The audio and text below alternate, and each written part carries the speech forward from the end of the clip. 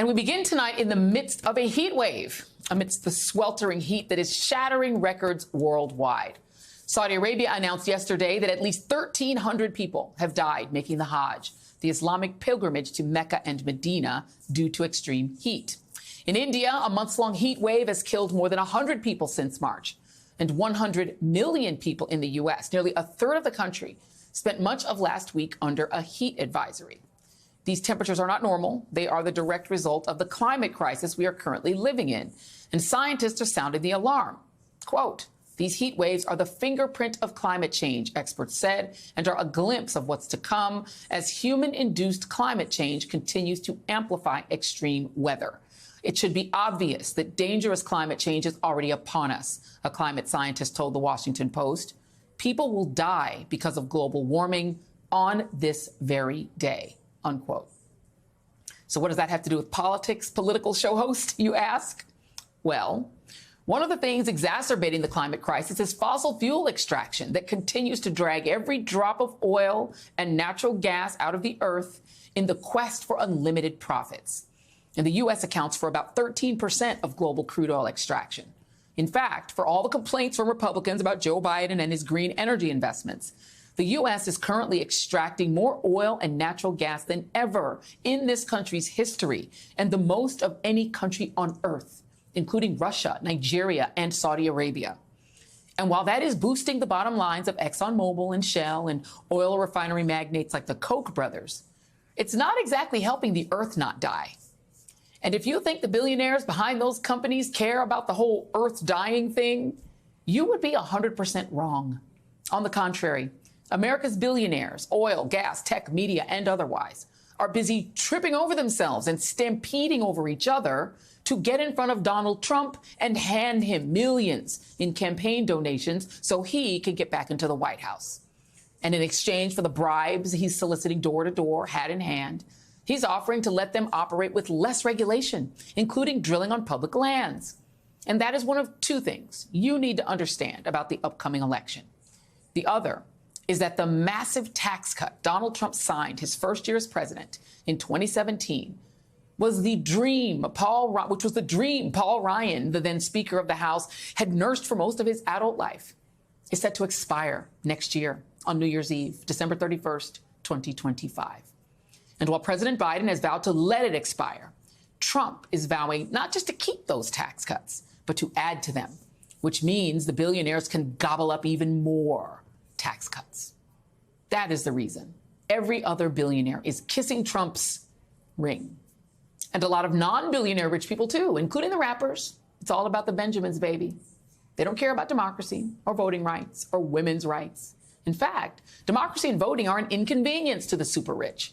Because when people get to choose, they almost always choose to tax the rich. Don't believe the BS about people voting against their economic interests. The people who vote for Trump and other Republicans are richer than average, not poorer. And they also don't seem to care that half the time Trump sounds like this. I have the wounds all over my body. If I took this shirt off, you'd see a beautiful, beautiful person. But you'd see wounds all over me. I've taken a lot of wounds, I can tell you.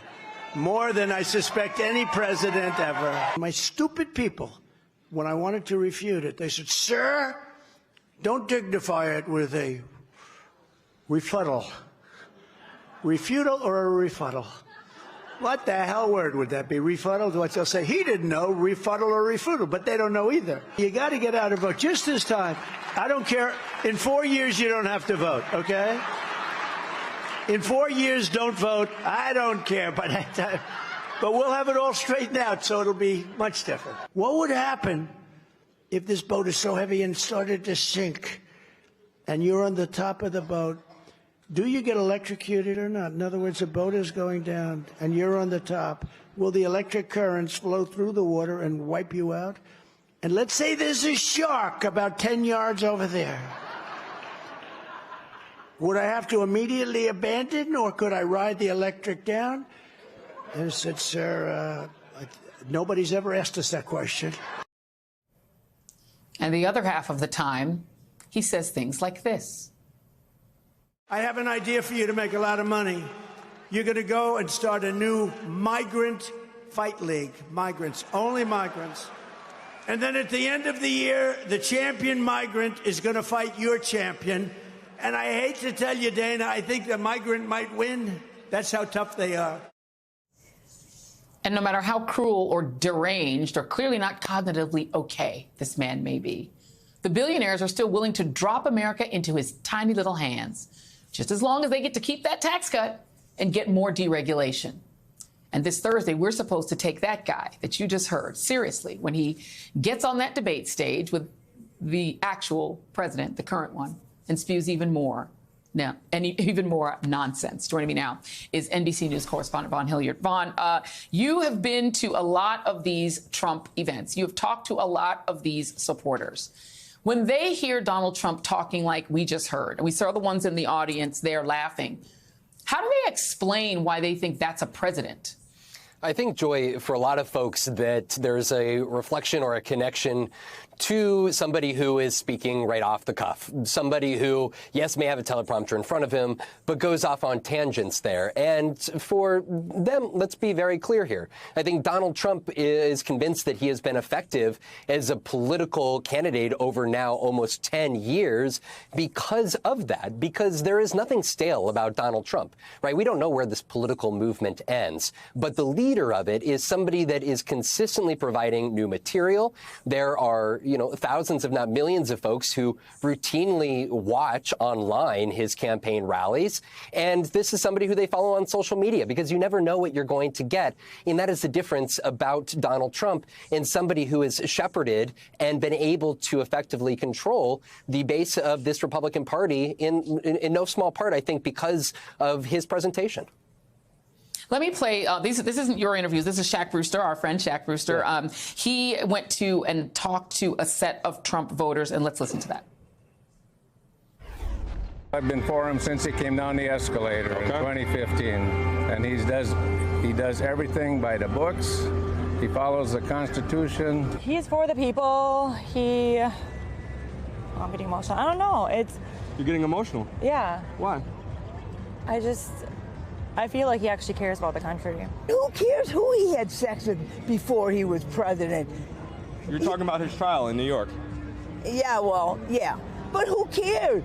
You know what? I'm not a man, but I'll tell you something. Men and women cheat. And